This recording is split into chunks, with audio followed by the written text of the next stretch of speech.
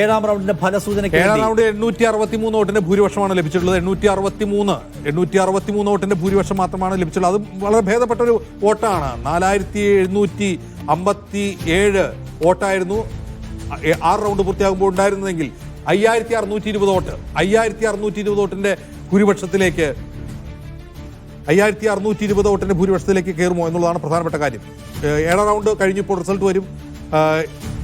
ഒരു 5500 കിടക്കുമോ എന്നുള്ളതാണ്. 5620 വോട്ടിന്റെ ഭൂരിപക്ഷം ആണ് ഇപ്പോൾ ഉള്ളത്. 5620 ഭേദപ്പെട്ടതാണെന്ന് ചോദിച്ചാൽ ഭേദപ്പെട്ടതല്ല. കാരണം 5 റൗണ്ട് കഴിയുമ്പോൾ എത്തേണ്ട ഒരു ഭൂരിപക്ഷമാണ് ആര്യാടൻ ഷൗക്കത്തിന്. എട്ടാം റൗണ്ടിലേക്ക് കടക്കുകയാണ്. എട്ടാം റൗണ്ടിലേക്ക് കടക്കുമ്പോൾ LDF ശക്തി കേന്ദ്രങ്ങളാണുള്ളത്. 5620 5 റൗണ്ടിൽ നേടേണ്ട ലീഡാണ് യഥാർത്ഥത്തിൽ. പക്ഷേ 2 റൗണ്ടിൽ, അതായത് പിന്നീട് നടന്ന 2 റൗണ്ടിൽ 6-7 റൗണ്ടുകളിൽ ആര്യാടൻ ഷൗക്കത്തിന് ആ ഡാമേജ്, വഴിക്കടവിലുണ്ടാക്കിയ ഡാമേജ് പരിഹരിക്കാൻ കഴിഞ്ഞിട്ടില്ല. 5620 എന്ന് പറയുന്നത് ഒരു ഭേദപ്പെട്ട നിലയാണ് എന്ന് പറയുമ്പോൾ പോലും ഇനി എണ്ണാനുള്ളത് LDF ശക്തി കേന്ദ്രങ്ങളാണ്. ഇനി ഏതൊക്കെ പഞ്ചായത്തുകളാണ് നിഷാദ് എണ്ണാനുള്ളത്? നോക്കൂ, പോത്തുകല്ലാണ്. അതായത് പോത്തുകല്ല്, ചുങ്കത്തറ, അത് കഴിഞ്ഞ് നിലമ്പൂർ മുനിസിപ്പാലിറ്റി, കരുളായി കഴിഞ്ഞ അമരമ്പലം. അങ്ങനെ ഇനിയുള്ളത് LDF ശക്തി കേന്ദ്രങ്ങളായ പഞ്ചായത്തുകളാണ്. LDFന്റെ വോട്ടുകൾ. ഇനി സ്വരാജിന്റെ ഒരു തിരിച്ചുവരവിനാണോ സാക്ഷ്യം വഹിക്കാൻ പോകുന്ന ഈ കൗണ്ട് ഡൗൺ ദിനം? സ്വരാജ് ഇനി ഒരു മുന്നേറ്റം ഉണ്ടാക്കുമോ? ഈ 5620 വോട്ടിന് ലീഡ് മറികടക്കാൻ സ്വരാജിന് കഴിയുമോ? അതല്ല PV അൻവർ തന്റെ സ്പോയിലർ എഫക്റ്റ് LDFന്റെ വോട്ടുകളും കാർന്നു നിന്നുകൊണ്ട് PV അൻവർ LDFനും സ്പോയിലർ ആകുമോ എന്നുള്ളതാണ് ഇനി കാണേണ്ടത്. കാരണം വളരെ നിർണായകമായ ഏറ്റവും സസ്പെൻസ് നിറഞ്ഞ ഒരു കൗണ്ടിംഗ് ദിനമാണിത്. കാരണം ഇതിൽ ഏറ്റവും പ്രധാനപ്പെട്ട സസ്പെൻസ് UDF ഒരു അപ്രമാദിത്വം തുടരുമോ എന്നുള്ളതായിരുന്നു. അങ്ങനെയില്ല. UDFന് ഒറ്റയ്ക്ക് അങ്ങനെ ഈസിയായിട്ട് ഒരു ഈസി വാക്ക് ഓവർ നൽകുന്നില്ല ഈ തെരഞ്ഞെടുപ്പ് എന്ന് പ്രവേശിക്കുന്നു. LDFന്റെ ശക്തി കേന്ദ്രങ്ങളിലേക്ക് പ്രവേശിക്കുമ്പോൾ സ്വരാജിന്റെ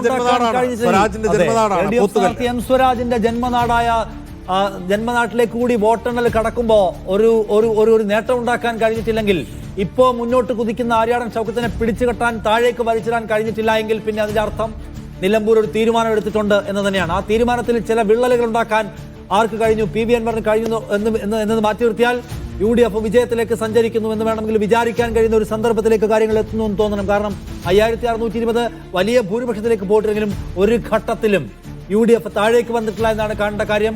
ഒരു ഘട്ടത്തിലും അവരുടെ ലീഡ് വല്ലാതെ കുറഞ്ഞിട്ടില്ല. പ്രതീക്ഷിച്ച, അതായത് ഈ കണക്കുകൂട്ടൽ എന്ന് പറയുന്നത് 12,000 വോട്ടിനെങ്കിലും ലീഡ് എടുക്കാനുള്ള കണക്കുകൂട്ടലാണ്, വിജയത്തിന്റെ കണക്കുകൂട്ടലല്ല. അപ്പൊ ലീഡിൽ ചില മാറ്റിമറിച്ചിൽ ഉണ്ടായെന്ന് ഒഴിച്ചു നിർത്തിയാൽ വിജയ പ്രതീക്ഷയ്ക്ക് മങ്ങലൊന്നും ഉണ്ടാവുന്നില്ല എന്നാണ് കാണേണ്ട കാര്യം. ഇനിയുള്ള സന്ദർഭം വളരെ പ്രധാനപ്പെട്ടതാണ്. ഇനിയുള്ള റൗണ്ടുകളിൽ 8, 9, 10 റൗണ്ടുകളിലൊക്കെ എന്തെങ്കിലും ഒരു ഇളക്കം ഉണ്ടാക്കാൻ കഴിഞ്ഞിട്ടില്ല സ്വരാജിന് LDFനെങ്കിൽ പിന്നെ അവരെ സംബന്ധിച്ച് കാര്യങ്ങൾ അത്ര പ്രതീക്ഷാ നിർഭരമല്ല.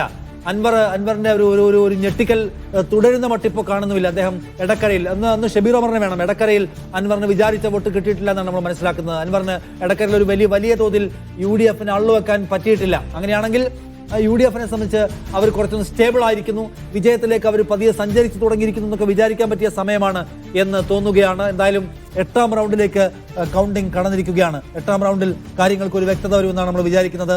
ശരിക്കും ഒരു മത്സരമുണ്ടോ? ശരിക്കും ഒരു ഇഞ്ചോടിഞ്ച് പോരാട്ടമുണ്ടോ? സങ്കീർണമായ പോരാട്ടമുണ്ടോ? UDFന് മേലെ LDFന് ഒരു മേൽക്കൈ ചില പ്രദേശങ്ങളിലെങ്കിലും ഉണ്ടോ എന്നറിയേണ്ട മൊമെന്റാണ് ഇനി. അതാണ് ഇനി